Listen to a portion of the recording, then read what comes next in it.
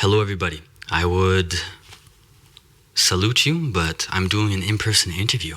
This is incredible for me. And I have a very special guest with me. You can see this lovely lady beside me. And maybe she doesn't look Latina. That's because she's not Latina. And she's also not gringa. She is from Russia. So with me, I have a very special guest. I have Alex. Alex, how are you? Hi, I'm good. Thank you for having me at my place. Yeah, right now we're at Alex's place. She invited me. Alex, I'm going to let you introduce yourself first. So, Alex, who are you and what do you do? Okay, this thingy is really weird. I'm Alex. I'm from Russia, Yekaterinburg, which is in the Urals. And this is the fourth largest city in Russia.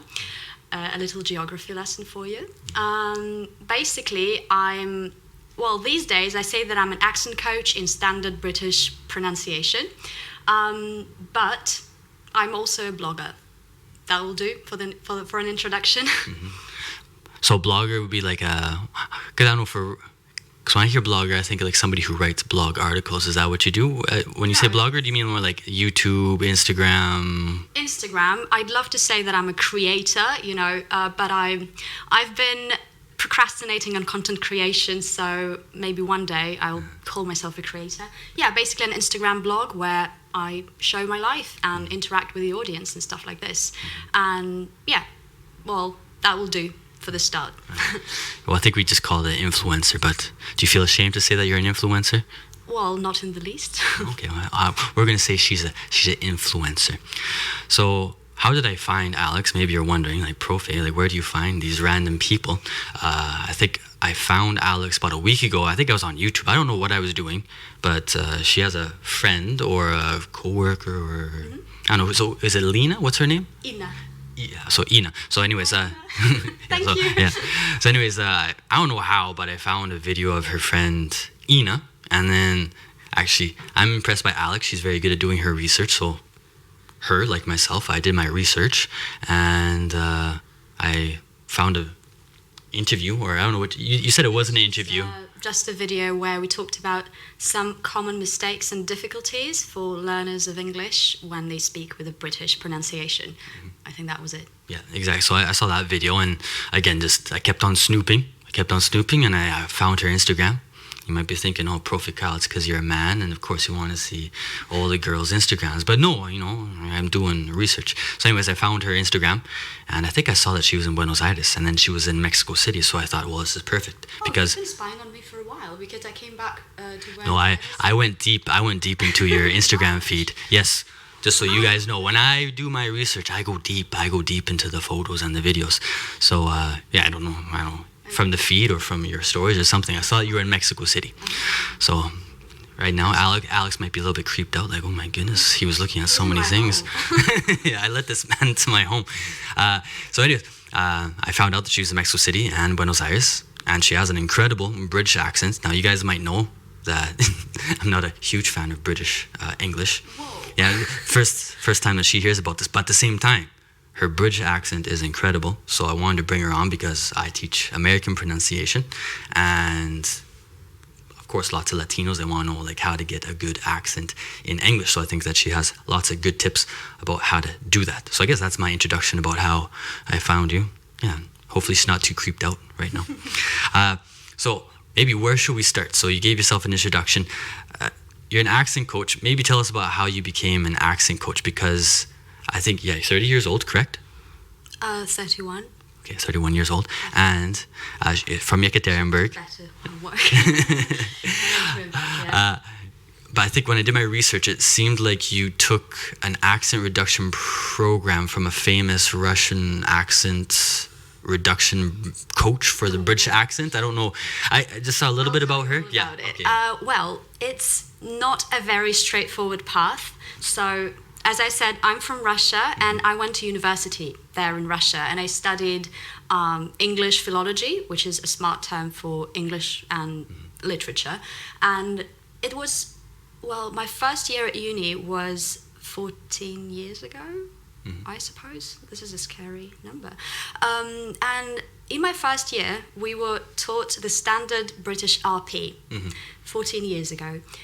Once the year of phonetics was over, I spoke with an international accent for about 8 years, just because, well, I can go into detail why it didn't stick in a bit. So 8 years of international accent, meaning a mix of American, British, Russian, whatnot.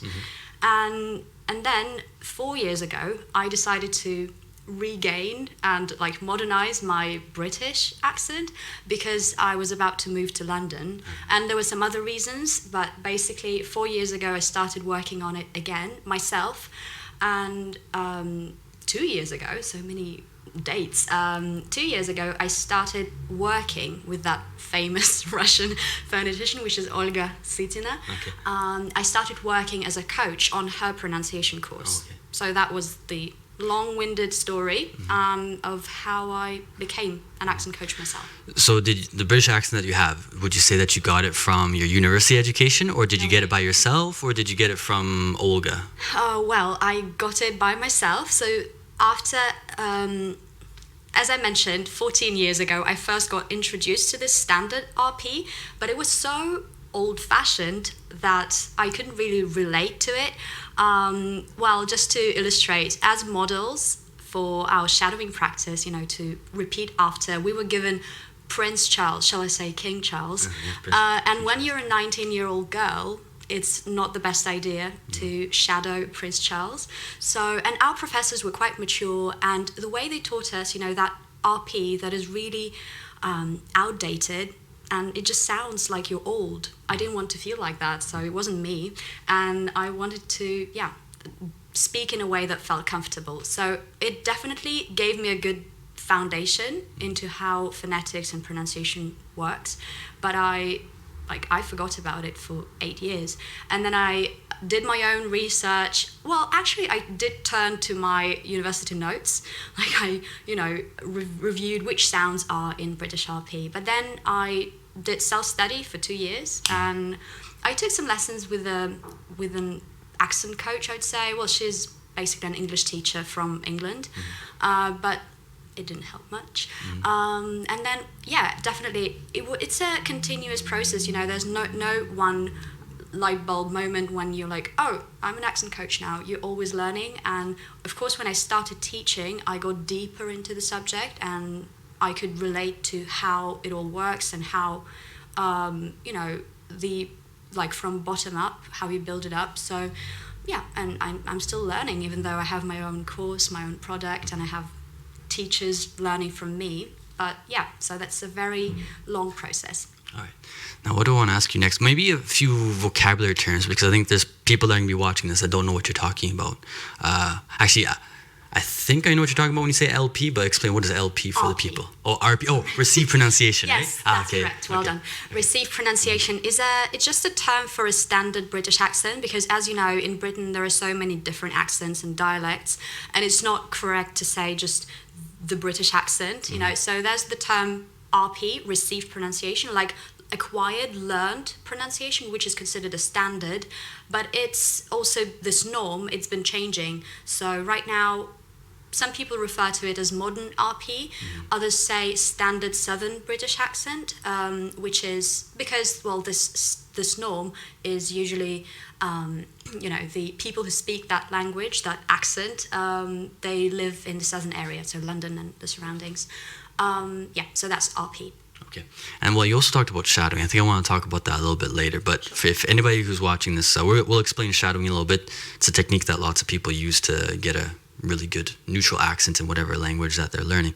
I want to ask you next about learning English, because I've been to Russia. I think very similar to Latin America, the way that you guys learn English in high school or elementary school isn't exactly the best in the world. So I'm just curious about, when did you start learning English, and when were you able to start speaking in English more or less fluently? I started when I was 7. I went to school, and surprise, that was a school with an in-depth study of English, so we had quite a few lessons per week, and I'd say it really did give me a good basis. When I first started speaking, well, it's very hard to gauge, the exact point, but I remember when I was 11, I was hanging out with Dutch guys, in Turkey. Oh, Turkey. Okay, yeah. Yeah, and we were able to communicate, but also I remember vividly, probably because it was embarrassing, that I didn't know the word sand. Oh, okay. Yeah. So apparently I was able to speak, and I felt that it's not just, lessons that you take at school, but actually a tool of communication. But at the same time, I was struggling. Okay. And would you say at that time, so you were about 11 when you went to Turkey and you talked to these Dutch guys, like compared to your peers, were you, better than them or okay, just average? I was generally better than anyone. I was generally above average in English and language and literature. So I would say that I was quite a good student. Mm-hmm. And well, compared to the English that you have now, would you say like the English you have now is, light years way better than back then? Or would you say like even back then, like you had a Are we comparing with me being 11 and not knowing the word sand? I hope that it's light years better. So like pronunciation and vocabulary, everything is light years better than when you were 11. But I went to the school for 10 years and then I went on to study this at uni. So of course I've been improving my English, and then after that, I didn't stop. It became my career. It became my job and my life, basically, because, it becomes a second language that you live your life in, and you consume content and you create content and whatever. So, of course, it's a whole different level. Mm-hmm. Exactly. And what inspired you to study, actually, I know what it is, but I hate pronouncing the word, philology. What inspired me? Teach me. I'm an English teacher, but teach me how to pronounce. Yeah, I was about to ask you, so what about you? When did you start learning English? How was that? So, philology, English and literature, right? Mm-hmm. Well, basically, it's very predictable. My, my education and career paths are very predictable and consistent because I liked that at school. I was good at English and literature, so I figured, why not study it? And I'm very grateful to my parents. Thank you, Mom, for not pushing me to do something that's going to be more lucrative or, more have better career opportunities or whatever. She just let me, my mom, follow my heart, and that's what I did. And in the end, I'm really happy with the way things panned out. Mm-hmm. Well, and in Russia, maybe what are some of the careers that parents usually push their kids into? I'm guessing it'd be something like engineering or finance, something like that? Yeah, or lawyers and economists. Although in the end, what do economists do? I know plenty of people who are then looking for a career change or become accountants or auditors once they do an economy degree, a degree in economics. What's the right way? Anyway, lawyers, yeah, maybe doctors. So. Okay. And so you went and you studied, I'm going to practice the word right now, philology. Is it right? Philology? Oh, see that? The way you say it makes it sound very attractive. Just my natural accent right there. So philology, I'm guessing it was a 4-year program, correct? Or because I know in Russia, because the Russian education system, I've tried to get Russians to explain it to me, and it's very confusing for me. I don't quite understand it. How long was was it 4 years, 5 years, 6 years? How long was it? It was 5 years, and it's something that's called specialist degree, which is a mystery to everybody outside Russia. Mm-hmm. I think now it's changed. It's bachelor plus masters, like Europe. Okay. Yeah. It's a 5-year program, and basically you don't have a say in what you study and how you study it, because everywhere else you kind of choose, well, maybe not everywhere, but you choose the courses, the subjects you want to take. And there is just a program that's been written and prepared for you. Like if you want to study this, you have to take all of those hours and write all of those papers and take all the exams. And so, it was 5 years, very in-depth, and I'm happy with the education I got. I think it's quite, it's very comprehensive, in terms of language, culture, and everything. Well, it's a different story that I don't remember half of it, but I think it gave me a very good, background and the ability to learn and, just get an idea about the world. So, what was the question? So that's it. You study for 5 years, whatever is given for you, prepared for you, you have to do it, and that's it. Do you write a thesis at the end, just like Americans, Canadians do, British do? Yes, you actually write sort of a term paper every year, I think starting from the second year till the like second, third, fourth, and then you write your thesis in the fifth year. Yes, that was a pain in the neck. Okay, writing all those papers. Yeah. I didn't like papers either, but I think I had to write less. I think, actually, I've heard a little bit about the Russian education system, and I don't know, I guess just when you're growing up, we get lots of propaganda that Russia is a horrible place. But then I started, I'm learning Russian right now. Now more than ever. But I've heard a little bit about the Russian education system, and it seems very intense, but at the same time, it gives the students a very good foundation in whatever they're learning. Yeah. Well, there are some drawbacks as well. Well, I think students in Russia are not that independent. They kind of do things because they have to, they're supposed to, and this like learner autonomy and inner internal motivation are not that strong, maybe. Well, I think because it's still based on the Soviet system, right? It was, so they've changed it, but now, I don't know, whatever is going on now with the education, but I think they want to like bring it back to what it was, just a bit different from Europe.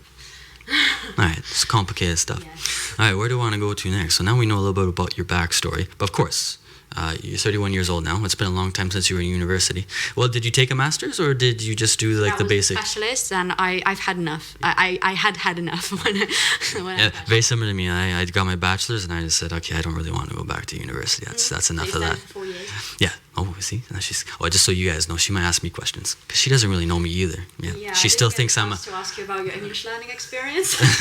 Yeah, she wants to know if I. What was your degree? So if you guys don't know, I don't really talk about this that often, so they might not know. My degree, I got a degree in political science. So I got a degree in political science, and I don't really have a minor. So yeah, in Canada, United States, you usually have a major and a minor. I was, because I'm from the boonies. I'm from the campo, as Latinos say. So I was the first one in my family to go to university. So I really had no idea what I was doing. So a little similar to your mother, but actually my mother was a bit the opposite. My mother told me, why are you taking political science? It's not going to get you a job. Like, take something like engineering. You're smart enough to do engineering. And I told her, no, Mom, I'm going to follow my dreams. And so in your case, you did the right thing. In my case, after I finished, I said, yeah, Mom, you were right. I shouldn't have studied political science. Yes, because, I think in Russia, if they take political science, like, they train them to be diplomats. But in Canada, just kind of... Not train them very well, apparently. Yeah, so I studied political science, so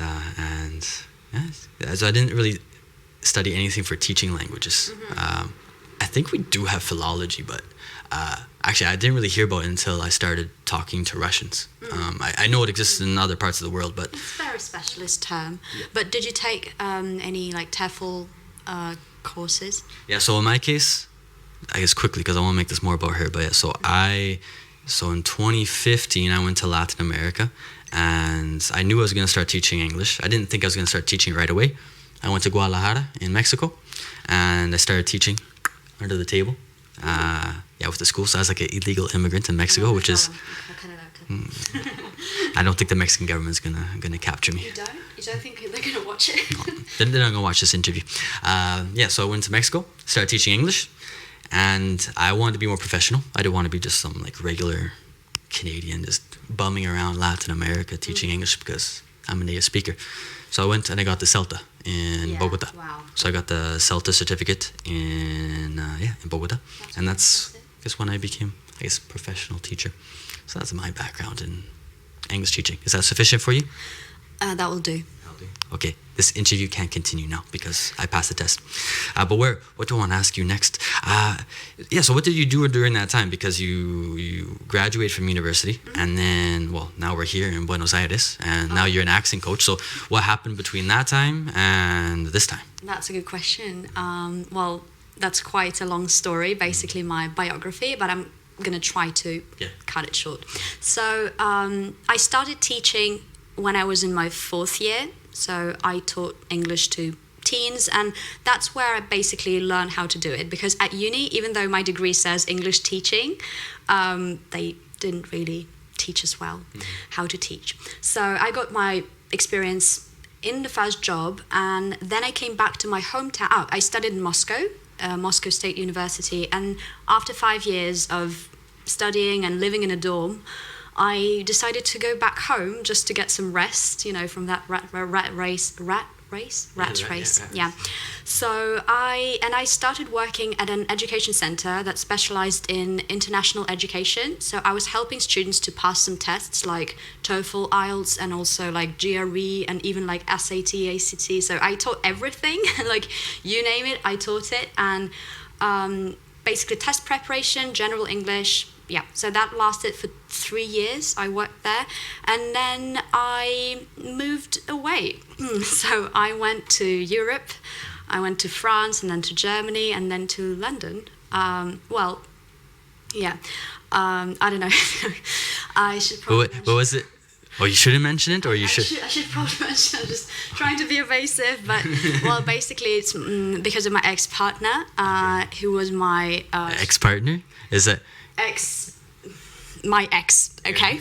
Okay, yeah. He was a student of mine. Okay, really? Mm-hmm. Russian or? Yes, yeah, okay. and we then moved together, so that's how I made it out. Mm-hmm. And I haven't been living in Russia for the past 5 years. Okay. So yeah, we lived in Europe for a while, and I started working for myself. So I started teaching English online.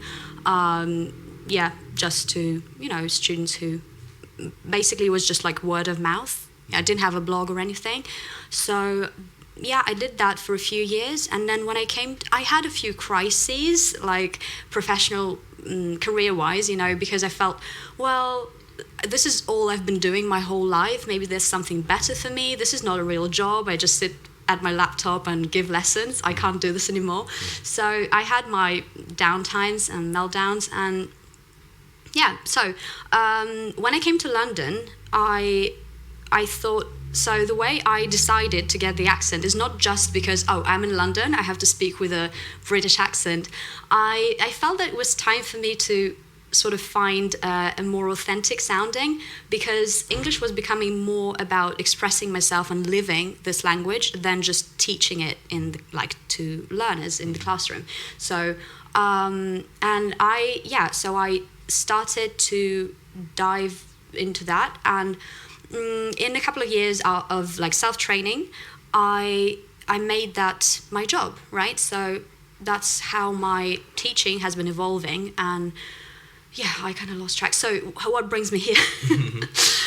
In September last year, I was, last year, sorry, I'm getting a bit distracted. So last year I created my pronunciation course, and that allowed me to become more flexible in my, travels. So I went to Colombia, actually. Oh, really? Okay, I did not know. I didn't do enough research. I missed that. I should have went further down Instagram. Yeah. My friend Julia, who we mentioned earlier. Okay. That's the American, right? Or? She's Russian. Oh, okay. Yeah. Was she American or Russian? She's Russian. Oh, I thought she just has impeccable American accent. Well, I gotta interview her too then. Okay, I didn't know about this. Okay. All right. So you went to Colombia with your friend? I went to visit her because she was living there, and then we went to Argentina together.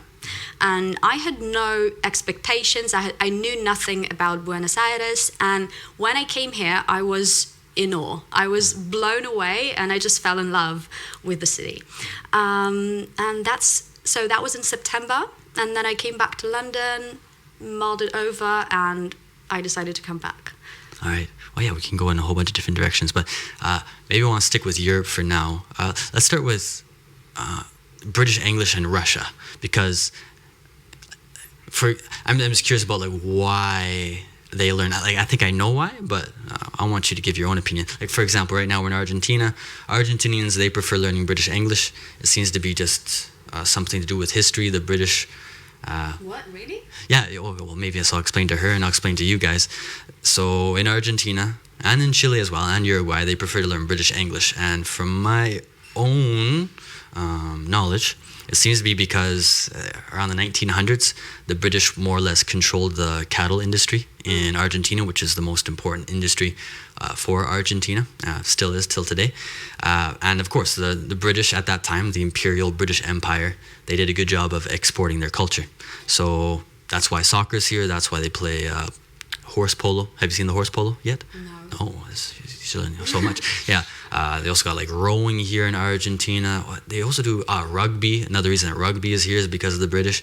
So there's a lot of reasons that the Argentinians have an affinity with the British, even though it's kind of a weird love-hate relationship. I was thinking about that's my Yeah, so exactly. So it's kind of, the Argentinians say they hate the British, but at the same time they learn British English, and a lot of their culture, like their sports culture especially, is more or less from the British. Of course, they've made it their own. So in case there's an Argentinian watching this, I'm not saying that you guys are copying the British. I think you guys are the best horse polo players in the world now, no doubt. But at the same time, you can't deny that's from the British. So it makes sense to me why Argentinians learn British English, is just the history. But I'm curious, I know lots of Russians, they seem to like British English. I'm guessing it's also because of the history, because of the European history, the shared European history. And also seems that just like the Argentinians, young Russians, they love to go to London, they love to go to Manchester. In your own words, why do Russians like Britain? Well, actually, I wouldn't say they love Britain, but it's definitely true that sort of some form of the British English is used in course books just because they're made by like Oxford and Cambridge and stuff. So I think that's the main reason. But I wouldn't say that, in Russia they learn British English and that means that they speak, with a British accent or anything. They speak with a Russian accent. So it's just like, rather than saying better, they'd say better, but it's not gonna sound like the way the Brits say it. It's just that, or the word choice. Yeah, well, I have no answer. I think it's just because of the course books, because I haven't really come across course books of American English in Russia. They're not that easily available, but I know that a lot of people now, they're trying, like they teach using maybe British course books, but they, explain the variations and the dialects and everything. And because of Netflix, so to speak, a lot of people actually pick up more of American features than British, yeah. Right. Well, do you think that American English is, well, again, it's the situation right now probably makes things more complicated, but would you say when it comes to just the language or maybe the shows that they watch, would you say that Russians prefer, British culture or American culture at the moment? Well, overall, I think American, just because it's more widespread. I don't know. But now with my audience, who are all fans of British English, they do watch quite a lot of British shows. Yeah, but I think it's everywhere like this. So American culture is more mainstream. So, and also like the more exposure there is to a certain accent, the more likely you are to maybe prefer it, just because there are so many celebrities that speak with that accent and people like them, so they want to sound like them. But for instance, Australian accent is lovely, but there are not so many, there's not so much content, so people just don't know. But maybe if it was as widespread as British, then people would be picking like Australian or British, Yeah. How do you say it in an Australian accent? Do you know how to do an accent? I'm not good at accents, but I like the Australian accent. Yeah, so they always say, "I'm gonna get myself a dingo." Yeah, something like that. Yeah, a dingo ate my baby. That's what we always say. A dingo ate my baby. So, but no, yeah, I totally agree. And actually, I think the British do a very good job. Like even nowadays, the British are very good at promoting their culture and making the rest of the world think that it's the most proper English. Yeah, exactly. Because I'll go to Colombia, for example, or I'll go to Mexico, and it's obvious for me that they should be learning American English. It just makes sense. But you'll get Colombians and Mexicans saying, should I learn British or American English? Oh, but I heard that the British English is more proper.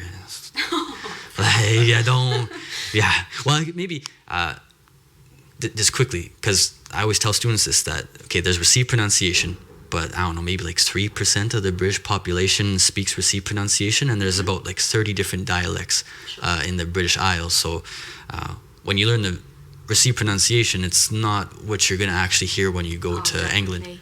Yeah, that's true. I mean, even in London, which is the south of England, there are so many accents. When I first came, I experienced a culture shock because I'm an English teacher. Like, you can imagine how embarrassed I was when I couldn't understand something. So I was, it took a while to get used to all the variety. Yeah, exactly. So, yeah, if you're learning received pronunciation, I don't have anything against you, but just so you know, if you go to England, it's not going to be the only pronunciation that you hear. And you talked a little bit about the Russian accent, and I guess from our own movies, who knows, maybe the Russians have seen those movies, but I guess I might be better at the Russian English accent than any other accent. Like, I'm from Russia, I speak like this in all the movies, I am a spy, James Bond, you are going to die. And of course, I'm learning Russian now, so I've talked to a few different Russians, and I really haven't heard that really strong Russian accent, but I'm just curious, because you really good at self-reflecting. When you were learning English, did you ever at any point have that Russian accent, or have you always had more or less a neutral accent in English? Oh, well, I think when I was at school, it was just very, I don't know, the thing is, what you hear in movies is very exaggerated, and I don't know, if I try to show, well, the way I used to speak, I wouldn't be able to reproduce that, but it was just like very, I don't know, mild Russian accent. I very rarely do I hear people speak with a, like, you know, comically like obvious Russian accent, thick Russian accent. So that would be, if you want me to try. No, I'm not. Okay. I'm not going to make you try to do a Russian accent. Well, together too. I'm Canadian, so of course we always we see like the Evgeny Malkin and Alexander Ovechkin. They speak in English, and they speak good English, but yeah, they have that Russian accent. And I don't know. As Canadians, we like how they speak English, even though of course it's not a neutral accent. But I don't have any problems with the Russian accent. Now, you're in Buenos Aires. It seems like you've fallen in love with the city. Maybe let's talk a little bit about Latin America. So it seems like you've been to Colombia, you've been to Mexico, and now you're in Argentina. So, well, let's start with Colombia then. It was the first place you went to in Latin America? Yeah, it was, I just visited Medellin. That's the way I say it. I don't know if it's correct. Like here it would be Medellin. Anyway, that was the first place, and I just spent like 10 days there, and the first week I was terribly jet lagged. It's nice, it's green, yeah, but I wouldn't say I, you know, spent enough time exploring. And then I went to Bogota for a bit, and it was 3 days, and it was terrible. No offense, but the weather was awful. It was raining like throughout the time, and yeah, just so much traffic. I don't know, but the views, the mountains around are beautiful. Yeah, so I don't think I'm qualified to say much about Colombia. Not enough time. Mexico, I've been to, so this time I spent a month in Mexico City. And before that, a year ago, I went to all the touristy places like Tulum, Cancun and stuff. And my impressions are mixed. Go ahead. What do you think?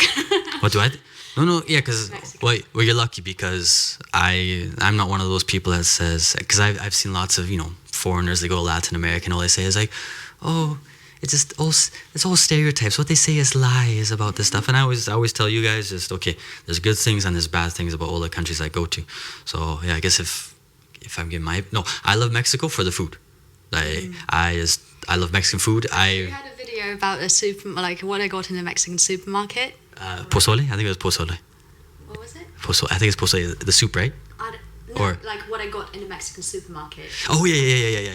Because I was like, last time I went, after spending 3 months in Argentina, I went to Mexico, and I was like, so much food in supermarkets, so much choice, so many cheeses. Because like before that, I lived in London. Obviously, I've seen such supermarkets, but like this contrast, I was very impressed. That was the highlight of my Mexican trip. Well, so now we know that you like cheese. All right. Actually, I never really noticed that, because yeah, Mexicans do have some interesting cheeses. And yeah, when I was living in Guadalajara, I made quesadillas with like the Oaxaca cheese, which is very famous in Mexico. But yeah, I don't know. In Argentina, it seems like they have decent amounts of cheese. It just depends on where you go. Yeah. I like cheese, but I never noticed that. But no, but just like they have a lot of imported cheese as well, like from Europe, and I guess that's the difference. Well, yeah, to me, Mexico was like consumerist paradise. You could get anything, and also in the malls, like all the brands, you know, all the shops, you can get anything. So comparing to Argentina, that's definitely, you know, 1 point to Mexico. But you know, I would just say that it's not exactly my cup of tea. There are definitely very nice green areas with lots of cafes and stuff in Mexico City in the center, which actually feel more like America because also everyone speaks English there, lots of expats. But overall, to me, it's like this vibe is not quite my thing. I don't know, too noisy, quite polluted, busy, lots of traffic. I don't know, it just feels very different here. Yeah, and like, I'm using lots of like right now. I'm trying to not use like, just so you guys know. It's not a good thing to always use like, even though it is very American. You can also say, you know. She's teaching me right Also, now. She's teaching. Yeah, teaching that. she's teaching me how to speak English right now. But yeah, everybody who goes to Latin America, they have different experiences, and I know some people, who love Mexico City. One of my favorite cities is Bogota. Yeah. How? So let me explain myself, because even for Colombians, like a lot of Colombians say, oh, Bogota is just a horrible city, I don't like Bogota at all. Mm-hmm. For me as a Canadian, the temperature is perfect. Like right now we're in Argentina and it's autumn for them, and for me it's the perfect temperature, so it's about 22 degrees Celsius today, I believe, which for me is perfect. And more or less in Bogota every day is between 19 and 21 degrees Celsius, so it's perfect temperature for me. You talked about the views, and I'm from the interior of Canada. Well, you're from the Urals, so I might be a little bit similar, where we have views of the mountains, but we also have the plains. So I just love views of the mountains. It's really easy just to go hiking up the mountain, even though it's the same in Medellin. You can also do the same thing. But I guess with Medellin, my problem with Medellin is that I'm very rebellious, I guess you would say. I don't like when people tell me, oh, this is the coolest city in the world, you gotta be here. And just all the gringos right now would just say, oh, Medellin, Mexico City. Yeah, too mainstream. So I like to be the one that knows the band before everybody else knows about the band. Maybe it's a defect in my personality. So yeah, and then I guess you like Bogota just because nobody else likes it. Yeah, a little bit, and yeah, just because nobody's gonna bug me and nobody's gonna tell me that I should like it, and I just feel comfortable. I get it. Yeah, and people, when I'm in Bogota, people are they're working, they're going to the jobs, and it's the same in other cities. But I just feel like in Bogota, I can kind of be under the radar, even though in Colombia it's very difficult when we have our complexion to be under the radar, even though people will say, oh, anybody can be Colombian, but I don't know, when you're as white as us, people automatically know that you're from Europe, or you're from Gringolandia, as I like to say. So yeah, it's strange that I like Bogota, but yeah, I've always liked the city. I lived in Cartagena for 1 year. I didn't like the heat from the coast, so I wouldn't recommend. Well, I would give it another chance. Now that you say it, I would give Bogota another chance. Maybe one more person who likes it.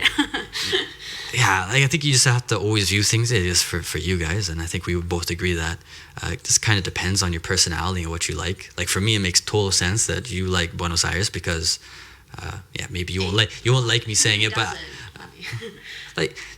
well, she's Russian. I know that Russian girls love beautiful architecture, which is one thing I love about Russian girls, is they appreciate beautiful architecture. And yeah, I think you would agree that Buenos Aires has probably the best architecture in all of Latin America. Yeah, and I love how eclectic it is, like the mix, because one building can be very ugly, like we're looking right now.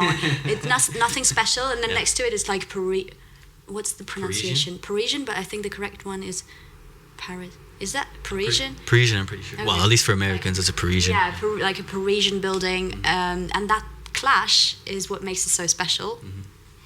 Yeah. But is it just the architecture, or is it also... Because, talking about vibes, like I told you why I vibe with Bogota, just kind of the personality of the city. The people are just heads down, going to work. I guess I like the struggle. Maybe I shouldn't like the struggle, but I just like how people are struggling to get by, but they're doing it. Maybe what vibes was you about Buenos Aires? Oh, well, it's so difficult to describe the vibe, like, to pin it down and say that's the vibe. But definitely just the feel you get on the streets, they're so broad. When I first came, I felt like the name of the city really makes sense because it felt very spacious and it's easy to breathe. I don't know, like good air, good winds or whatever. So it really felt to me like this, and it's difficult to explain. I think it's very visceral, just something irrational, and I just felt really alive and inspired. And I don't know, maybe there's a place for everybody like this where they feel their best, and for me this is it. And everywhere where I lived before, and I've been before. Like, I love Paris, I love New York, but I never felt like I was ready to say, well, this is where I want to settle down. I really want to live in Buenos Aires. Yeah. And well, I've noticed that there's lots of Russians in Buenos Aires right now. I think one reason is because they want to get another... ladies. Yeah, pregnant ladies. Well, maybe we can talk about that quickly, just explain the situation. But I think there's pregnant ladies and then also just Russians who want to get another passport. I think it's one of the easiest countries to get another passport is in Argentina. But yeah, maybe explain to people, why are the pregnant ladies coming to Argentina? And I'm guessing some Russians are similar to you where they love the architecture, love the eclectic nature of the city. But yeah, so in general, why are Russians coming to Buenos Aires? Well, right now it's because of the political and economic crisis. I mean, like climate, I wanted to say climate and crisis as well. So pregnant ladies. So one of the easiest paths to an Argentinian passport is coming here to give birth. So women in Russia who have nothing to lose, like they come here to give birth. Like, why not? Yeah. They're gonna get a passport with the baby. Perfect. And yeah, just because everyone wants to escape the horrible regime and the situation that's going on in Russia currently, and get a different passport. So that's one of the that's the main reason, and people just find different ways. So hence the pregnant ladies, but also hence people who come through other routes. It is quite a friendly country in terms of like immigration. So you don't need a visa to come in, but you can just stay for 90 days and then, as a tourist, and you need to have a reason to stay. I am trying to figure that out, but I'm not going to reveal any details yet. I'm not pregnant. Unfortunately or luckily, I don't know. Maybe she's trying. She's looking right now. If you're an Argentinian man, no, she needs a baby, all right? Give her a call. Yeah, okay. Yeah, because I've seen, but yeah, these Russian ladies, yeah, because it's been on the news. You've probably seen the news stories. I remember like the 1 week I came here in January, and I think in February I saw like it was a news story for the rest of the week. Like there's 3 pregnant Russian ladies in the airport. I think it was 13. Oh, really? Okay. And for whatever reason, the Argentinian government just caught on that Russians were doing this, and I don't know, they decided they didn't want this anymore. They were maybe trying to get. They weren't revealing why they came. They're like, I'm just on holiday, and it was suspicious in a way. Yeah. All right. But I don't know, because you might not know. I'm guessing you're not like talking to Russians on the street every day. I'm pretty sure you know they're Russian, but you're probably like not talking to them. Yeah, I hear but, quite a lot. Yeah. But like, I don't know, are these ladies planning to go back, or they just want to have the baby here and then go back, or they're gonna have the baby, stay here for a while, and maybe then go back? I don't know. Like, what's the mentality right now for these women? I know quite a few cases, like people shared. So I know that some people are planning to stay and build a new life here. They're learning the language. They're trying to integrate. And they just like being here. And others just plan to get the passport and leave, maybe just have this opportunity to travel more freely, which is kind of not nice, towards the country. So I've heard that after that incident, they're actually trying to revamp the system in terms of like you have to live in the country to have the passport, because if you just get the passport and leave, that's very opportunistic, not very nice. Actually, I was teaching class, and I talked about the story with some of my students, because I think I have one student right now. Yeah, I have one student right now who's from Argentina. So we have a term for that because it's actually very popular. Well, Russians used to do it. I don't think they can do it anymore, but they used to go to Florida. Russians like Florida for whatever. So the pregnant Russian ladies, they would go to Florida and they would get the American passport. My friend actually did that with Canada. Oh, really? Okay.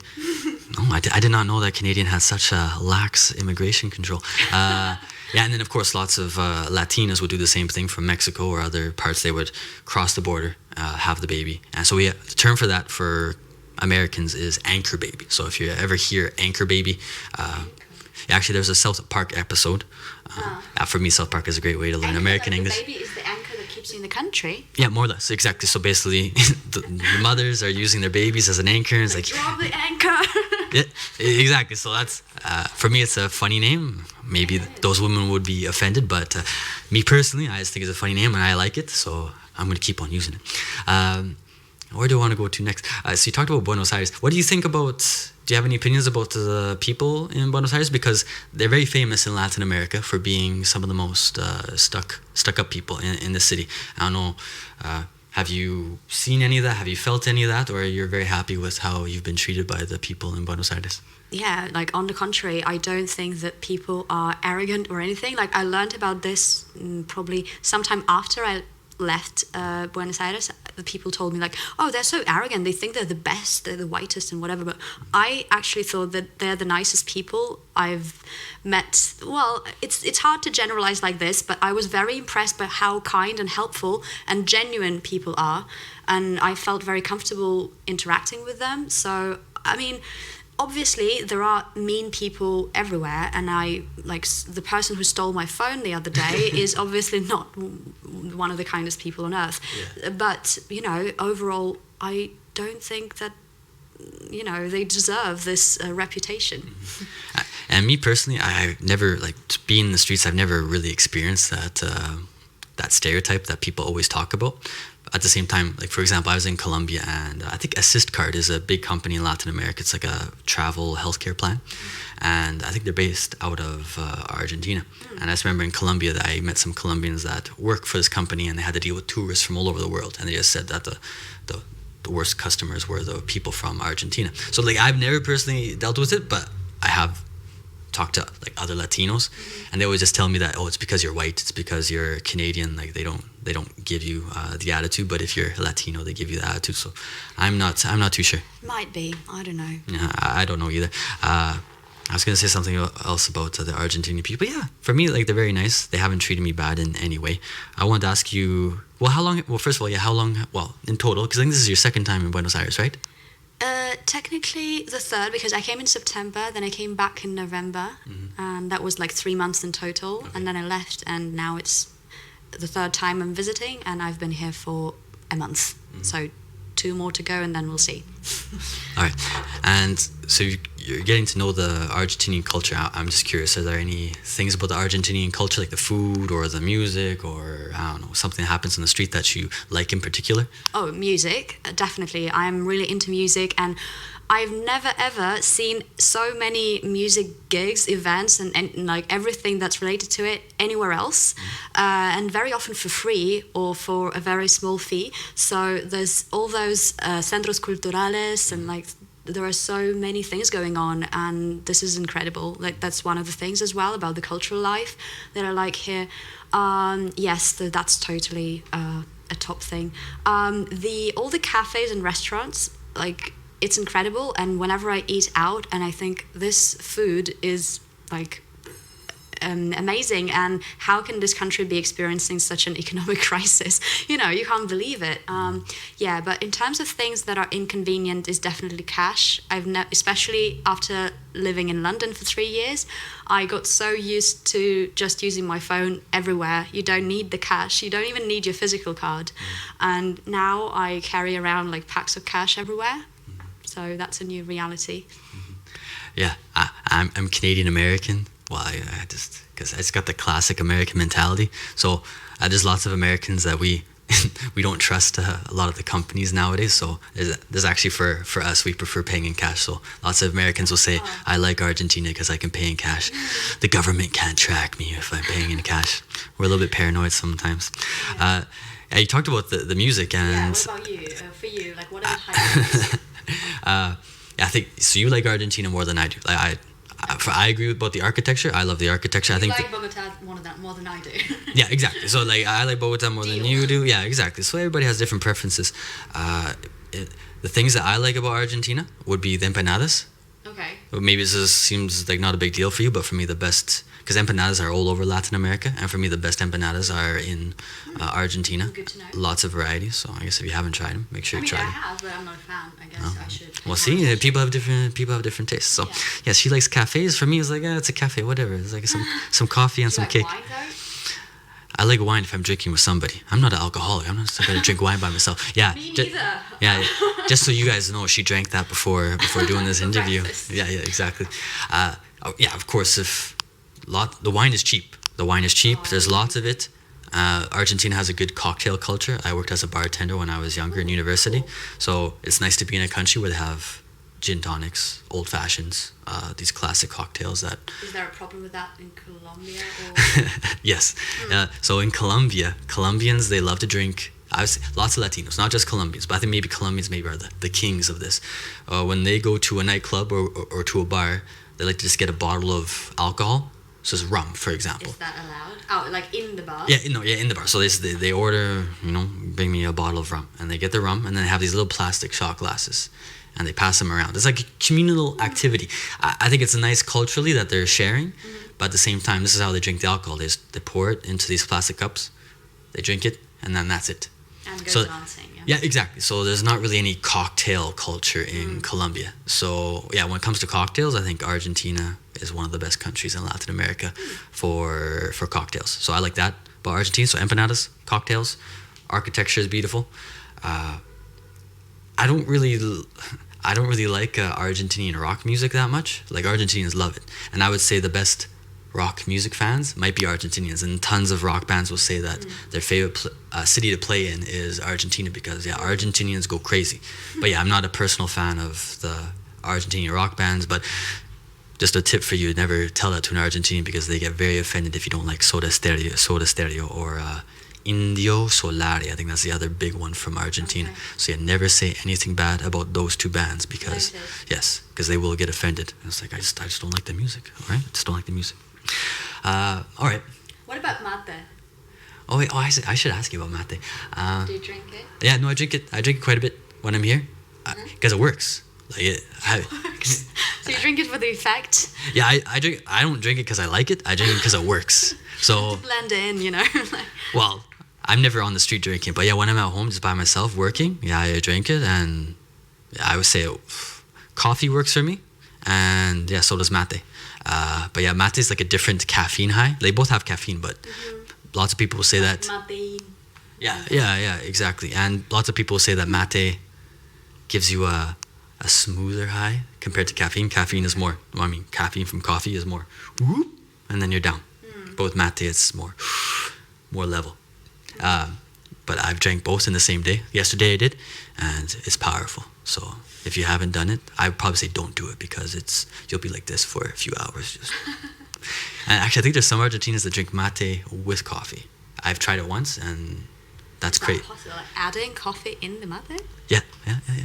Well, actually, I would say porteños are a little bit strange because, not strange, but just for them, they always drink mate more or less the same way. It's just always with hot water, and they can add herbs or they can add sugar to it or honey, but it's always going to be hot water and mate. But if you go to Uruguay or you go to Cordoba, they have tereré, which is basically mate made with orange juice or made with flavored water, and it's cold. So they have a different style. And I think southern Brazilians, like in Porto Alegre, they also make it a little bit different. So different styles of mate. And and there's also the mate cocido, which I believe, Argentinians, I might be wrong, is where they make mate with milk, hot milk. So you can have it with hot milk. And I think some crazy Argentinians, I don't think a lot, but there's Argentinians that drink mate and coffee together. So that's insane. Yeah, insane stuff. Maybe try one day. All right, what do I want to talk to you about next? Actually, learning Spanish right now. So it seems like you like Argentina, so you're learning Spanish. So you're learning the Rio Platense accent. Correct. And I also even have a dictionary of Lunfardo. Oh, actually, so I bought a dictionary like this, but for Colombian Spanish, it's a lot bigger. And I was wondering, I'm gonna have to take a look at this after the interview because I love those dictionaries because it's useful. It's like slang. Yeah, exactly. So of course, in Argentina they have lots and lots of slang you have to learn. Buenos Aires in particular, like this, porteño. Yeah, exactly. Because you have a really good bridge accent. So I'm curious. Now you're learning the Spanish. Well, you're learning the Rio Platense Spanish. Like, is your goal gonna be to have that neutral Rio Platense accent, or for you, just the main goal is just to be able to get by in the streets right now? Well, right now I'm doing my best just to be to get my message across. But I am trying to copy what I hear, although I feel a bit, insecure about doing it. So I'm trying it out gradually. I'm taking my time. I think it's quite difficult to focus on pronunciation when you're just like trying to put words together. But in the end, I am very interested because I love the way it sounds. Yeah. Yeah, like I think some people don't like the accents. Maybe another thing, I do like the Argentine accent. It's not my favorite accent in Latin America. I would say, probably just the Colombian accents and the Mexican accents, just because that's... They say people from Medellin speak the most beautiful Spanish accent, Colombian accent. I'm going to say this right now. I believe they're called paisas. And paisas, kind of like the British, are very good at convincing everybody that they have the best Colombian culture. But I'm going to say right now, I do not agree. Paisas, I know what you're doing. It's propaganda, and it's going to stop. Caleños have better food and best accent in Colombia. I prefer Bogotano. Yeah, I prefer Bogotano. So paisas, just so you know, Bogotanos, they got better accent, and Caleños got better food than you guys, and they're better dancers. Same with the costeños. I already feel bad for Medellin, and you've been so mean to them. Actually, well, Medellin is a beautiful city. I've been there once. Kind of like the same as you. I went for 1 week, and beautiful nature and everything. But just again, it's kind of like one of those things where I don't have any problems with the British. My only problem with the British is that they convince everybody that they're the best. So that's the only problem I got with the British, is that we're the best. Learn our accent. So right now you're just trying to get by in Spanish. So how are you learning Spanish right now? I'm curious. I think you have private lessons. Is that correct? Or how do you know?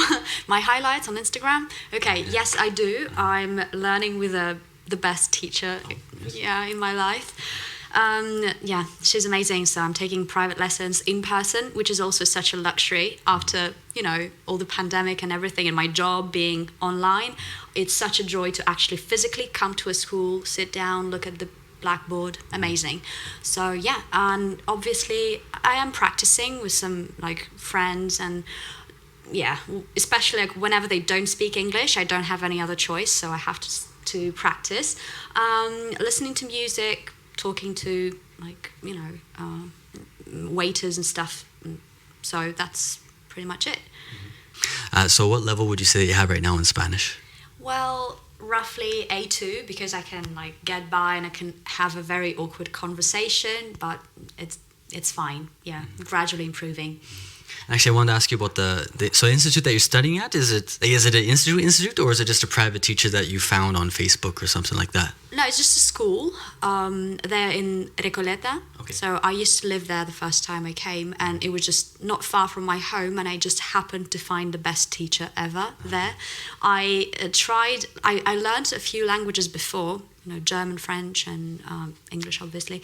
And whenever I had a lesson with a native speaker, it was always like, you never knew what to expect, because sometimes they just start talking themselves, or they just don't know how to explain things. So it's very controversial with native speakers. And this profesora is just the best. So I'm very happy with my lessons. Yeah, and for you, it's just for my own personal curiosity, what makes a good teacher? Like, why is this teacher so good in your opinion? It's so simple. I mean, I don't know why everybody can't just be like that. Mm-hmm. So a good teacher is genuinely interested in the student, and they listen and they ask questions. Mm-hmm. They would ask questions about so how was your day, or what did you do? And they would ask follow-up questions, not just like a formality. And that just, for me as a student, that gives me the opportunity to share and to apply what I'm learning. And seeing that someone is genuinely interested just makes the whole difference. And then the way she explains grammar and I don't know, the words and everything, just using Spanish. When I first started taking lessons, I was very, I was just, I was just a beginner, but she still talked just in Spanish to me, and that was amazing, very motivating.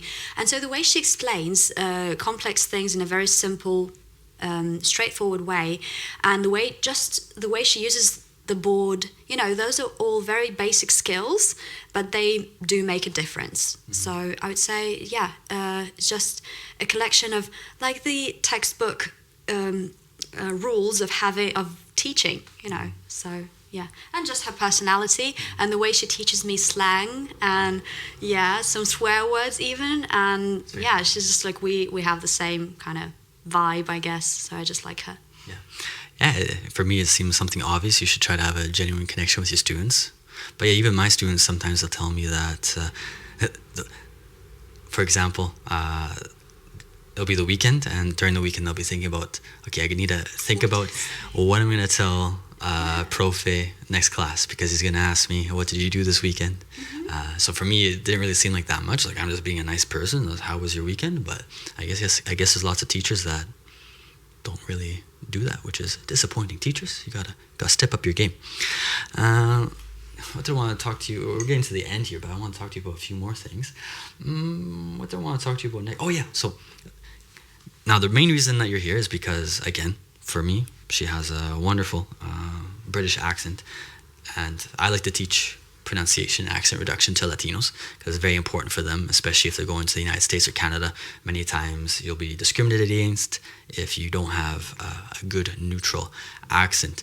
So one of the things you talked about was shadowing, but I'm going to let you decide where you want to start. What would you say are the basic steps you need to take if you want to neutralize your accent or try to pick up an accent from in another language? Well, I like how you refer to it as pick up an accent, and well, in like professional environment, people usually say master an accent, because it's a lot of hard work. It's not like you just, I picked it up. And so, for instance, for me, I lived in London for 3 years, but this is not why I speak with this accent. It's just basically like parallel, ways. So I did a lot of work myself, and where you have to begin, I think it's a really good idea to have a mentor, so someone who would explain things to you. Where you need to begin is to figure out the system of sounds, because every accent has its own harmonious system of how sounds get together and how they might blend and change and things like this. So learn the system, and then you need to understand how this connects to your mouth. Like, so if you have to say, I don't know, the vowel like in the word cat, what do you do? So where's your tongue, jaw, and lips? That's basically how I explain it. And I guess, I think it's very straightforward. Like, to be able to teach someone to pronounce a certain sound, you need to tell them how to position their organs of speech. Then there are some complications, like you don't really feel where your tongue is, or you just find it difficult to keep a certain shape of mouth, but with practice you can get it. And so, then the second step is practice, and there are different ways of practicing, but I think it always involves a great amount of control at first, because, well, the way I speak now, I've been practicing for 4 years, and this is automated. Like, I don't think I need to do this and that and like to put my tip here and there when I speak, right? But when you just start, this is the way you do it. Like, you have to really slow down, watch yourself in the mirror, and control every step. And I find it really funny when my students, like, after having practiced a week or a month, right, they say, well, I still don't sound like a native speaker. Is that like a scam? But come on, like, they've been speaking this accent for, 30 years, and you're just starting. So it definitely takes time. So the way, like, you want to get into shadowing, right? I think, again, when I was doing my spying on your social media, I think you said it took about, tell me if I'm wrong or not, but I think you said 2 years of diligent practice for you to basically get to where your accent is now. Or would you say it's been just a process over the years? It's continuously improving, because, the first 2 years was just like getting it more or less consistent and automated.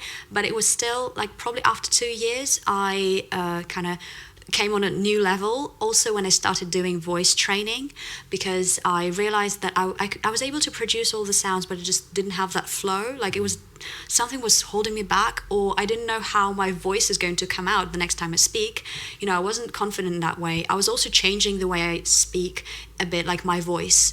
This is the way I would normally sound. Like, now I don't change it. If I switch to Russian, this is approximately the way my voice is going to come out.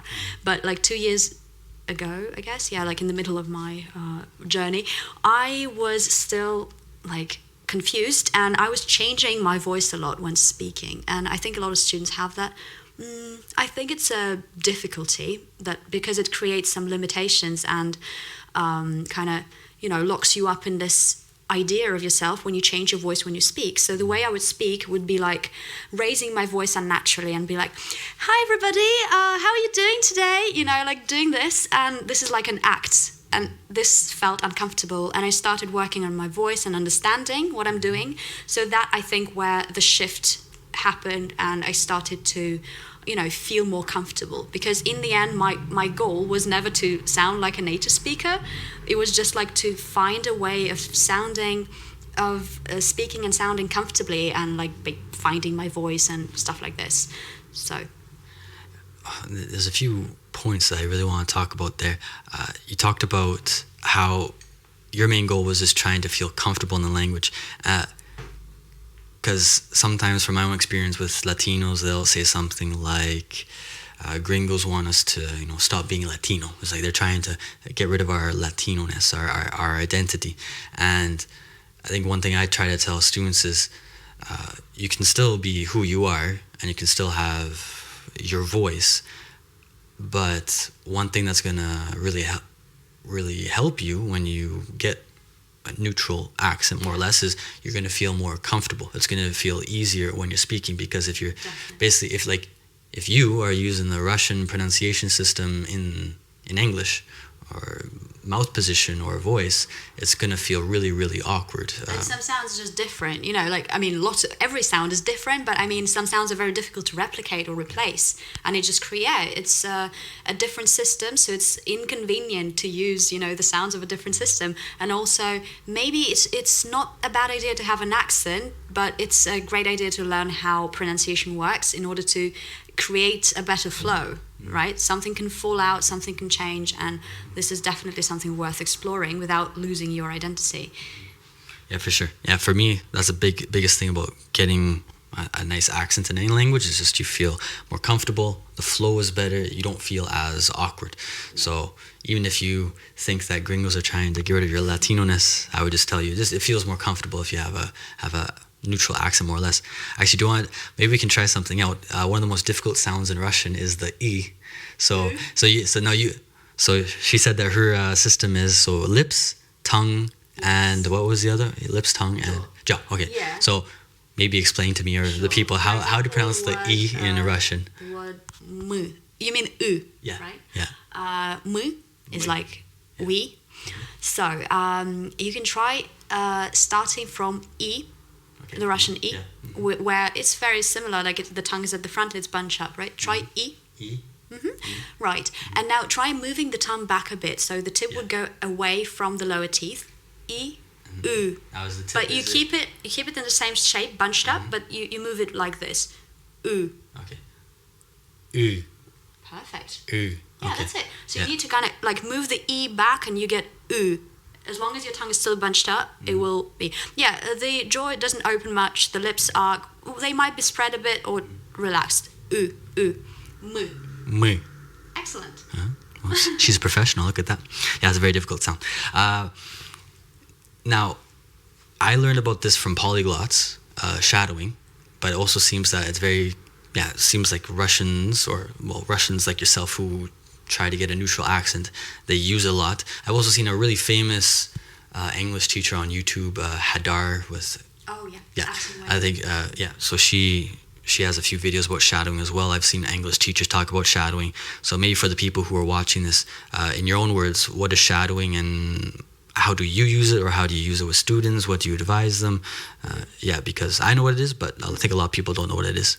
Yeah, well, shadowing comes from the word shadow, where it's like your voice and pronunciation becomes a shadow of a different person, of a native speaker, with the target accent that you want to achieve. So let's say in British accent, a lot of people like to shadow Emma Watson, and you take her a short clip with her speech, and you repeat after her. But that's very basically explained, and some people approach it that way, and they just listen and try to repeat whatever they hear.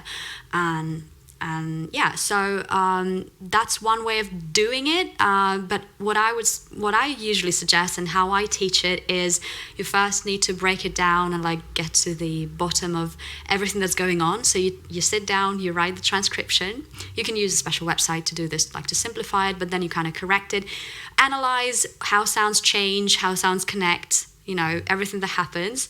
Then you start, like, you work on it, you practice, then you slowly repeat after the person. You can slow it down, right?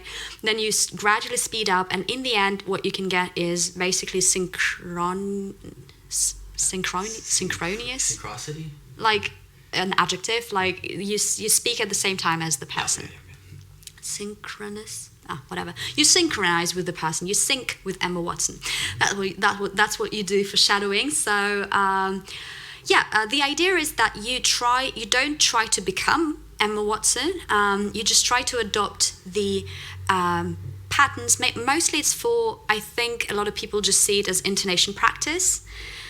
But, you know, a lot of the time when you don't do this proper prep work before repeating, what you might do is she makes a certain tone with her voice, like, I don't know, there's a talk about turning 30 and she's like, there's suddenly this bloody influx of subliminal messaging around. Like, if you do not have a home, if you do not have a husband, if you do not have a baby, like, this is what she says. And for example, she goes, if you do not have a baby, and she makes this fall.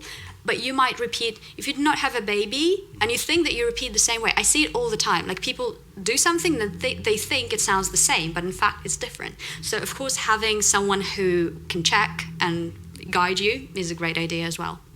Yeah, because I think a lot of this stuff, you can do it yourself most of the time. But I would tell my students, I think the two most difficult things to master in any language is pronunciation and also writing. Like, you need a teacher to basically tell you, okay, we don't do this. The productive skills, basically. Yeah, exactly. And I think, you really have to go deep into the sentence. So if somebody's watching this, I do all this work for you in my courses. So I take a sentence, and then I explain to you guys, to the Latino, okay, this is everything that's happening in the sentence. And then just like you said, you repeat. And if you're doing it by yourself, it obviously takes a long time, so it's a lot easier if you have a teacher or somebody who does the work for you, like me. And then, for example, that's another reason why I want to interview you, because in a way you've done everything that I want my students to do. And I guess for my own courses, I want to be able to tell students, okay, how long do you have to do this? So let's say you take a sentence in English. How long do you focus on the sentences? Is it like just for one day, or do you do 1 week, or do you do 1 month? How long are you focusing on each sentence? Is it a whole bunch of sentences? What is your own personal approach to doing shadowing? Well, to tell you the truth, when I was just starting, I didn't really do shadowing. No. That's a big secret. But what I would do, like, that would be my life, because that was my passion, my interest. Yeah. And for instance, I was doing makeup, and I would just have a video of like a vlogger on YouTube that I like, and I would watch her, and I would constantly get distracted because I would slow down the video and try to understand what's going on in her mouth and why I don't sound the same, like what do I need to change. So that was very exciting, but also time consuming. And that was my, and I would try to repeat certain words or phrases, but I would rarely sit down and actually do the work. So I was more flexible. But right now I have a Telegram channel, which is paid by subscription. So it's where I do those breakdowns. So the way I approach it is I take a short clip. It's usually like, I don't know, 15 seconds long, maybe sometimes more. So a bunch of sentences. I break them down and write the transcription and everything. And so when I do a tutorial, like I explain everything, and then people can take their shot at shadowing it. Well, how long it takes, I don't know. I think I have it pretty easy. Like, I get it quite quickly. I remember the melody and everything. So it really depends, but lots and lots of repetition until it just sounds in your head and you can't get it out. Yeah, I don't know. In answering a question like how long will it take or how many times, it's just very hard. Yeah, exactly. So, in a way you want to do it until it feels, I guess, comfortable more or less, or you think that it's close. And of course, if you have a teacher, you can just send them a voice note or just ask them how does it sound, and they'll give you pointers. But yeah, if you're by yourself, you just have to do it until it feels comfortable, more or less. Like 20 times at least, 15. Yeah. There's two things I want to talk to you about. I want to talk about the voice, but there's another thing I want to talk about with those repetitions. Because obviously you said your students, sometimes they'll take classes with you and they'll say, like after a week, like, why don't I have a neutral accent? And so I teach my students pronunciation, and so I have a lot of experience with knowing like how long it takes. But of course, like for me, it takes years to really nail it down. And yeah, I would say just from my own personal experience teaching pronunciation is that it probably takes a year, 2 years, maybe 3 years of just more or less diligent practice to get that neutral accent. So obviously you focus on this with your classes, your courses. From your own experience, how long does it usually take a student of yours to, get the hang of it, to start really showing signs that they're really picking it up? Well, my course lasts 3.5 months, so it's quite it is intensive and it's quite long.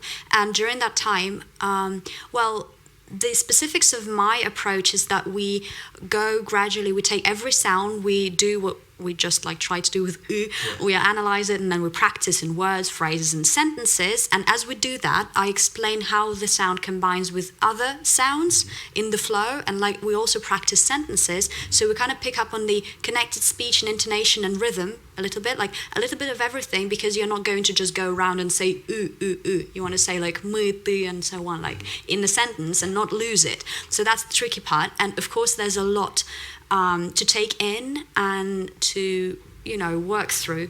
So after 3.5 months, a person who didn't do anything in their life, didn't work in terms of pronunciation, they didn't work on their pronunciation before at all, they can still get they dramatically change their accent. That's true. Depending on how they work, but I have some before and afters and everything. Like that's quite impressive. I wouldn't say that it's completely automated, because it's just like they've learned a whole bunch of information. It's like uploaded and into their head, but it has to take time. Yeah, they need to assimilate it, right? Yes, and they have to control it. If they carry on practicing and looking out and everything, then they will get, maybe after a year, they'll get to a point where it's more or less automatic. You see, I'm like, can't get the words out. It happens. So I would say at least a year in general. So my course is just like the first step. Yeah, it's like the foundation, more or less. And I think if I had a student and they wanted advice, I would, like, after that 3-month program, I would say just find a text that you understand more or less well. Like, for example, maybe you analyze the text for them and show them exactly how to pronounce it, and then just you wake up in the morning and you read the text out loud. That'd be my advice, but I don't know, do you have other advice? Like, so once students finish your program, do you tell them do the same thing? Tips. Okay. I send them some tips what they can do. Of course, like taking lessons with somebody, because I don't give private lessons, but someone else is a great idea. Or just at least maybe a session with a study buddy where you can apply and watch, feel safe in watching and correcting yourself. That's a great idea, because if you just have to focus on a message, like at work, for instance, you're not going to be like, wait until I get the sound better, so doing this, reading is definitely helpful, because you can do exactly that, like slow down and focus on the way it sounds, not what you're saying. Then just listening and trying to maybe repeat. I think it makes a lot of difference if you get enough exposure of the target accent. What else? I usually offer them to subscribe to my channel where I do shadowing analyses, because they're really detailed, and I think by watching them you can also learn to do it yourself. So Sounds good advice. And I think the last thing I want to talk about is like your methodology and how you do everything. I didn't really have it written down or anything, but you talked about the voice, and I know with me learning Spanish, and right now I'm learning Portuguese and Russian, I know how to learn sounds, but just feel like when I speak another language that it's now my voice. And you talked about it a little bit, and it seems like you've found somewhat success in getting a voice in English. So for me, who knows? Maybe you guys can tell me in the comments if I have a good voice in Spanish. I feel like I don't. Does it feel comfortable? Does it feel like you're pretending? I would say no. It doesn't feel like I'm pretending, but at the same time, I do feel there are times where it's awkward. But yeah, so talk about voice. How can one feel comfortable? Obviously, there's learning pronunciation, all that. But do you have any other techniques for feeling comfortable and getting your voice in another language? Because like you said, the Russian voice is different than the English voice, British English or American English. So is there any way to get that? And who knows? Maybe you don't know, but I know I feel uncomfortable with it. It's difficult to put it to give a short answer because my path to it was very in-depth. Like I was lucky enough to find a good teacher by accident because I had no idea how it can be done. But they, what affects the way we sound is the organs of the vocal tract, so the vocal folds, the larynx and its position, and so stuff that we don't normally control consciously. And they taught me to feel and control what's happening down here, as well as I do up here, the articulation. So that's there was a deeper level of understanding how I sound and how I can control it.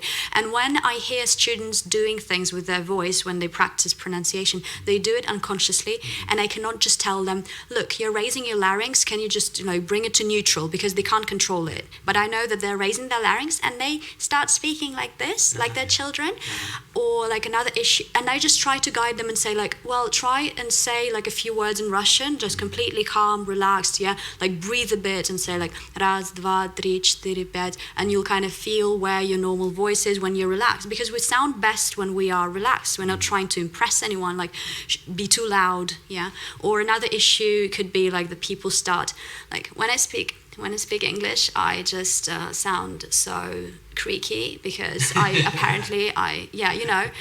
even though there are Americans that speak that.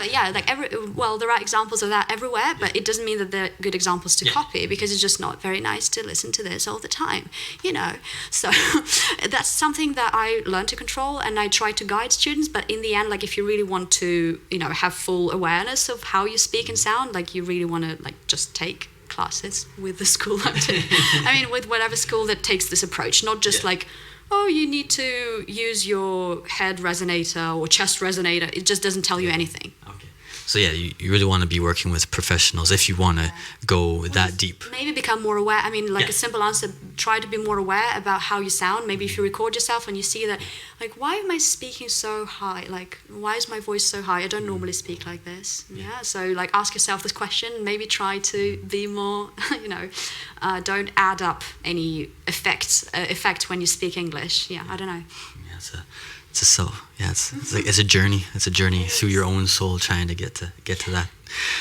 So you have a very neutral British accent. For me, if you didn't tell me you're Russian, I probably wouldn't be able to know that you're from Russia. So I have this question here. I was just curious. So you lived in London. When you were in London, did they know you were from Russia, or were you able to basically blend in because of your accent? Well, I'd say I never got a comment are you from Russia? That didn't happen. And if they did find out, they would be surprised and how come?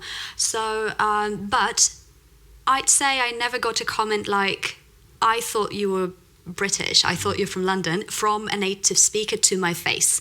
I know that some people, somebody told somebody that I sound like I'm from London, but not to my face. Or I also have some students whose husbands, boyfriends and whatnot are British, and apparently I'm approved because they're taking lessons from me.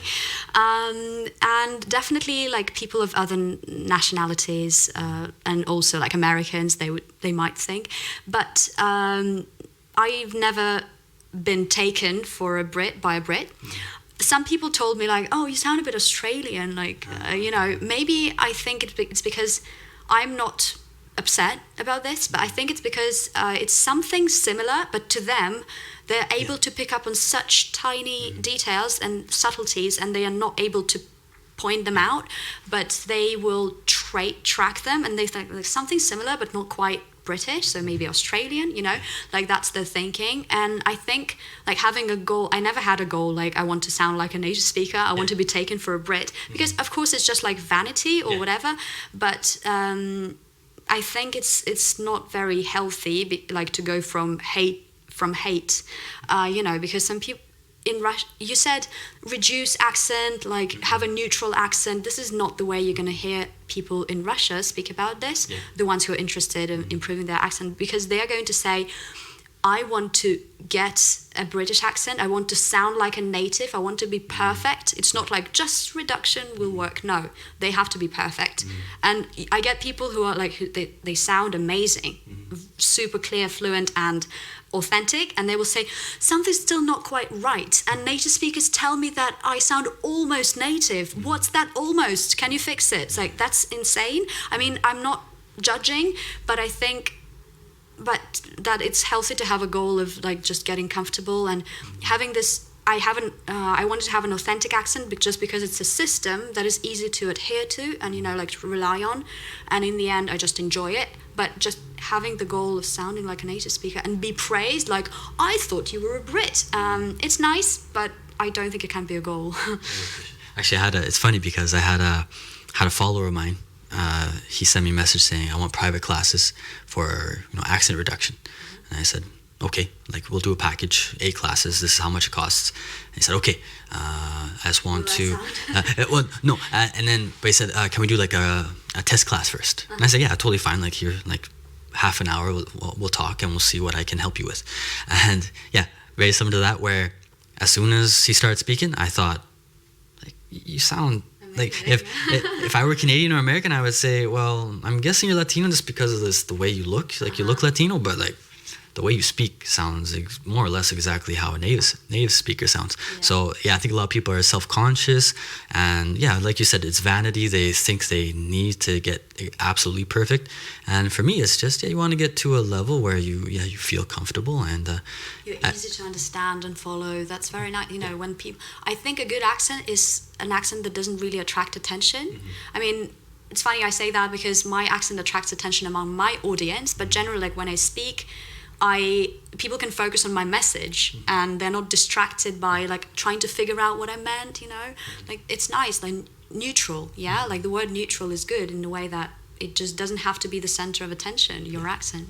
Yeah, exactly. I completely agree. Like for my main goal with students is just I want them that nobody is going when they're speaking, because that happens to a lot of people. As long as people aren't going when you're speaking, then I think you're doing good. And in my case, in Spanish, I think it's okay because most Latinos, they don't give me that. Even though it's actually funny because I didn't tell you about this, but a few weeks ago, there's like a Latino English teacher that saw one of my videos, and he sent his American friend to look at my videos because he thought that I was lying that I was a native Canadian. And so anyways, this American, that's what he told me, goes to my Instagram, no, not my Instagram, my Facebook, and he listens to some videos of me speaking in English, and then he writes a mean comment saying, you're not from Canada, you're lying, you have a Slavic accent. Wow. It's because of practice? I was like, I'm learning Russian, so maybe just the Russian is rubbing off on my English accent. So I just kind of made fun of him. I said, well, you guys are fantastic spies. You can never please everybody on the internet, especially. So lots of funny things that happen with accents. I think maybe just to end the interview, I just want to talk a little bit about Russian culture because I'm learning Russian, as I've said a few times. So there's a few stereotypes about Russians, so I just want to kind of hear your thoughts about them. One of the first things I noticed, and maybe you think it's silly, maybe you think it's not true, but one of the first things I noticed about Russian women, or Slavic women in general, so Ukrainians, Belarusians, and Russians, were that they really love stretching. Stretching, you mean like sports? No, like, no, and I've met Russians that they go to a class and they have a teacher like push them down so they can do the splits. Like so for me, because like American women, they'll do yoga. Latinas, they'll do yoga too. So for me, like it looks like yoga, but you'll talk to Russians and say, no, this is stretching. We're just doing stretching. So have you seen it? And if you have seen it, I guess as a man, I like women that are flexible. Like, it's cool, but at the same time, I don't understand why Slavic women want to be flexible. Well, it's very interesting, you know, this like outside view that stretching is something that pops up the first question. So I wouldn't disagree, and I've taken a few stretching classes myself. It's true. I think it's funny that like the way you put it, like, yeah, you need to stretch, like someone pushes you to. Because I've seen it, like the teachers are just like pushing them down, and like they have blocks, special blocks and everything. Yeah. Okay. And like the end goal is to do a split, like full split, and it kind of also feels to me like being, you know, a perfectionist in a way. Like I don't just want to be flexible. I want to do a split, like to have the world to see I can do this. I don't know. Well, because I've also seen, because I think you maybe just realized, oh yeah, that's true. But like I've also seen like, I mean, teachers like you, but they literally have courses teaching women how to be flexible. There's a few famous Russian women that, you know, go to Dubai and they do the splits. Yeah, I think so. So yeah, for me, it's just very Russian. Oh yeah. Yeah, true. I mean, I don't have a simple answer, but I think in general, this kind of idea that you're under pressure to be good enough and to perform well somehow is rooted in Russian women in particular. Yeah, because you said you took some classes, so why did you take classes? Like, did you feel like because I'm a Russian woman, I gotta do the splits? So yeah, why did you want to do stretching? Oh my goodness, I was doing workouts in the gym, so that's a good combination because like your muscles need to, you know, once they once you work out, you have to stretch. That's just a good combo. Okay, yeah. I wasn't just doing it separately. Now I do yoga occasionally, and I don't know, I just do it to feel good, you know. Again, like my philosophy, I think I've changed quite a bit once I turned 30, more, you know, aware. I don't have to please anybody, I don't have to show that I can do the splits.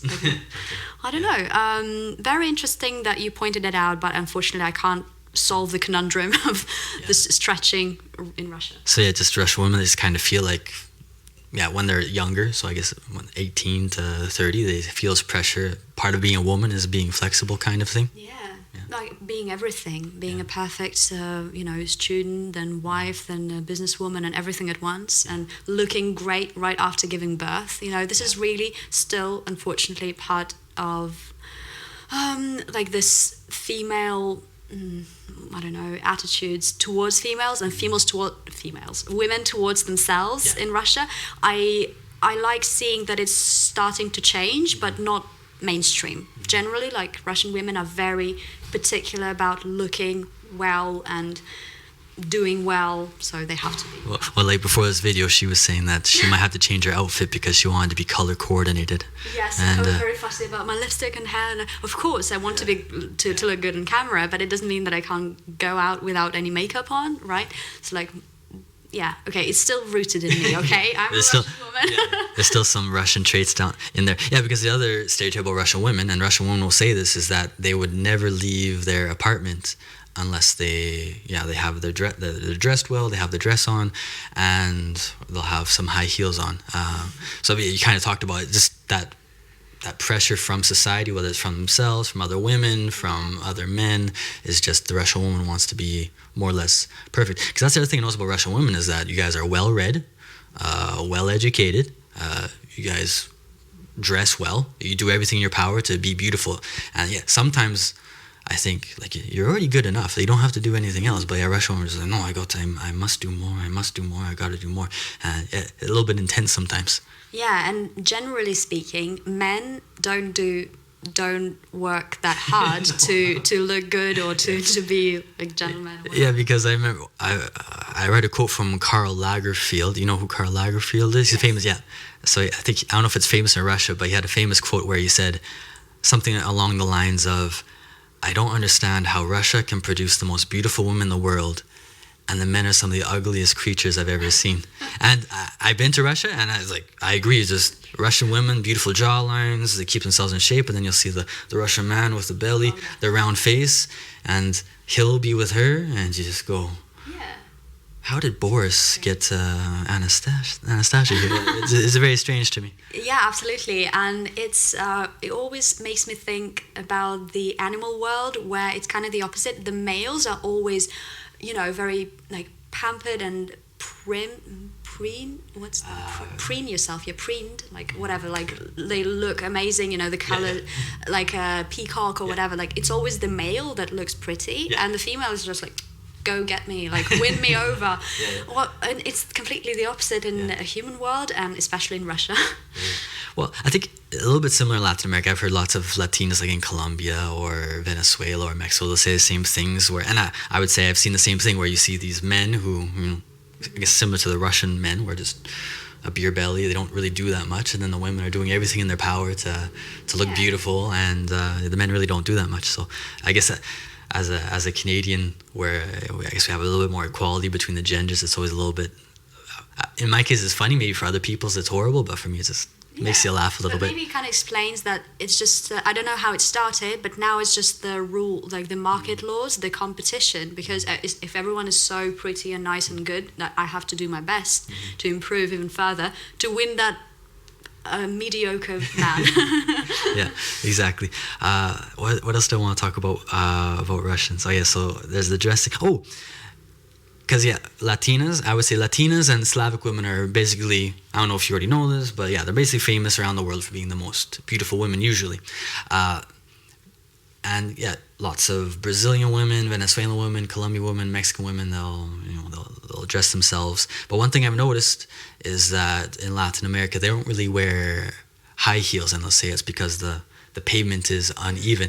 But I've been to Russia, and the pavement's pretty even, but there's lots of parts of the city where the pavement isn't even, but Russian women will still wear high heels. So yes, for Russian women, like are they comfortable in high heels, or again is that societal pressure where I gotta wear high heels because that's what society expects of me, even though it's incredibly difficult to walk on this uneven pavement? Have you been to Russia in winter? No, I haven't in winter. It's icy and crazy. Some women still do wear high heels in winter as well. Well, I don't know. I guess partially again societal pressure. They want to feel feminine. I don't know. But I think it's also changing, and women are like, I'm not going to wear this in winter. Yeah, I do like high heels, but if I see a Russian woman high heels in the winter, I'm going to say, okay, like, I'm glad that you're on. Yeah, just take it easy. You don't have to hurt yourself just to impress me or anything like that. I think the last thing about Russians I want to talk to you about is about the smile. So Russians obviously are very famous for being some of the coldest people in the world, and that they never smile. And then even Russians, when they talk about Canadians or Americans, they'll often say that they smile too much. Like, I don't trust them, they're always smiling. Now I'm curious because for me, as a Canadian, Latinos smile even more than we do. So I'm just wondering, was that maybe a culture shock for you to see just how happy people are in Latin America compared to Russia? Because I've been to Russia, and actually I don't think it's as bad as they make it out to be. Like, for me, the people didn't treat me horribly. They weren't rude. Obviously colder than Canadians and Americans, but at the same time wasn't like nothing like that. But I'm just curious for you, because I've heard lots of Russians say that Canadians are way too happy or Americans are way too happy, and for me, I say that Latinos are way too happy. So was it a bit of a culture shock to see people so happy and smiling in Latin America? I wouldn't say I've noticed, because I've been out of Russia for such a long time. I've basically, lost touch. And I think if I go back to Russia now, maybe not now, maybe later, it will be a new culture shock, like a reverse culture shock, because I'm used to other like European and English and now Argentinian way of interacting. And I know maybe when I first came to England, small talk was a bit of a culture shock, because God forbid, if you're in a lift with someone, you just say, you maybe say hi and that's it, but you're expected to kind of talk about something, or at least, well, here it's just like how are you, hi, how are you, and maybe like how's it going, but in England you might actually talk about the weather or whatnot. Okay, and another thing that you said that was a bit of a shock was the bread, right? Yeah, I kind of miss normal bread. So the toast bread is very popular here, but to find the real, bread from a bakery, you have to look for it. Yeah, so it's not that readily available. Because I think, I get sourdough bread. Where do you find it? Well, I'll tell you afterwards. Well, I guess I miss it from English. So it's called le pain quotidien. I think Really? Well, I think it's like You a make French it. It's French amazing. style. So Yeah. I'll tell you about it afterwards. Okay, and then and I think the last thing, you talked about before off camera is about how they kiss, how they greet, right? Greeting, yeah. So that was not a huge culture shock, but I find it very sweet that when greeting someone, they kiss, and even men do it, or like in pretty formal situations, like with a landlady, like she's like hello, or a massage therapist, she's like hi, ¿cómo estás? And like kissing me on the cheek. That's very close contact, I would say, like especially for me as a Russian. Yeah. That would be unimaginable. Yeah. Actually, I don't really know. Maybe I should know. How would, like, so I'm a Russian man and you're a Russian woman, I'm meeting you. Is it just a handshake or just no contact? Yeah, to say, like, hello? I guess a handshake would do. Yeah, okay. Because I know, like, for some cultures, I think it's kind of weird that a man gives a handshake to a woman, but yeah. Yeah, well, sometimes they're nothing, just like hi, Yeah. when you meet for the first time, no physical contact needed. Yeah. Not much small talk. Alright, good. Just get straight to business. Yeah. Well, maybe just to end this, I like to do quick hitters. So, and you can give me whatever answer. Can be Russian, English, French, whatever. So maybe what's your favorite? Because you've traveled to many different places. What's your favorite food? Oh my gosh. She's a bit of a foodie. Yeah. I do love all cuisines. It's really hard to pick. Right now, I'm kind of into vegetarian meals. I'm not a vegetarian, but I like exploring things. So I think, like, food that I like are mushrooms, zucchinis, and I can, Eggplant. Eggplant. Yes. So aubergine in British English. And I think I wouldn't say like I'm gonna die for them, but I could have them on a daily basis. I like fresh vegetables. But okay, that's kind of a boring answer. I sort of miss Russian cuisine. Have you tried Russian dishes? I like Russian soup. So there's borscht, and then there's the other one's called what's the other one called? It's very similar to borscht. Shi? Yeah, shi. Yeah, I tried shi. I think the Ukrainians have it's like a type of bacon. I haven't tried it. It's like halo. Harcha? No. It's another one. But it's kind of like, for me, it seems like basically Ukrainian bacon, and I think it's more. Sala. Yeah, sala. Okay. I haven't tried it, but I've heard Borscht, really borscht is sort of Ukrainian, but it's of course like it's used in other countries. So let's give them the credit. Okay. Pelmeni.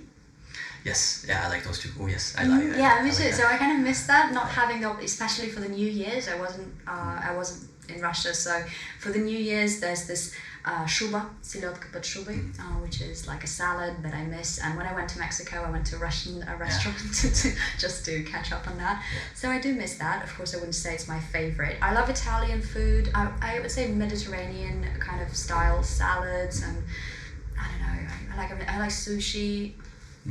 Sushi. I think all women these days like sushi. Yeah. If I ever need to take a woman somewhere, so okay, let's go get some sushi. Ooh, I like sushi. And what about favorite drink? You've been in many different places in the world. Russians love tea. It's always like chai s limonem in Russia, so tea with lime. Lemon. Sorry. Do you have a favorite drink? Well, I do like wine, I'm not gonna lie, and coffee. Okay. Tea is okay. Yeah, I do like herbal tea. Yeah, that's it. Okay, so wine and coffee more or less. Coffee, black coffee, I got this card. Oh, okay. Do some show and tell. It's just very speaks for itself. It's a little confession here. Coffee keeps me going until it's accessible to drink wine. It's kind of... Yeah, so it sounds like her motto in life is that. All right, and you've been to many different cities. Well, it seems like you really like Buenos Aires, but what is your favorite city in the world? Buenos Aires. Buenos Aires. Yeah. It's a recent addition, but it's a very certain. It's a recent addition, but it's a very certain answer now because I wasn't able to say this about any other city before. Yeah. So yeah. Buenos Aires is a beautiful city. It's a pain about the economic problems that Argentinians have, because if there weren't those, Buenos Aires would probably be one of the best cities in the world for sure. Yeah, I mean, I love London, I love Paris, very cliche, but I like big cities. But yeah, this is the top one. Alright, fantastic. Alright, well I think that's good enough for now. Of course, if there's a Latino that wants to learn British, well, because do you just teach Russians, or do you basically teach anybody who wants to learn British English? My course is in English, so generally I think I'm planning to expand to a more international audience. There's no obstacle to that. I do make some comparisons with Russian, but not too many. Okay. So yeah, you're welcome to join the course. Well, she's learning Spanish too, so yeah, obviously she might be adding some explanations for Spanish speakers. So yeah, if there's any Spanish speakers that want to learn British English, well, just me as a native speaker, I think she has a fantastic British pronunciation. So, so where can people find you if they want more information about what you do? Well, my main platform is on Instagram, and it's Alex Zuber with double X. Double X. All one word. Double X, really? So because my name was taken, obviously. It wasn't like XX. Oh, okay. Oh, yeah, so like the username like is... Alex. Okay, makes sense. Well, anyways, I'll put in the description for anybody who's interested. So yes, Alex, thank you very much for sitting down with me, and for everybody watching this, thank you for watching, and we'll see you soon. Bye, everybody. Thank you.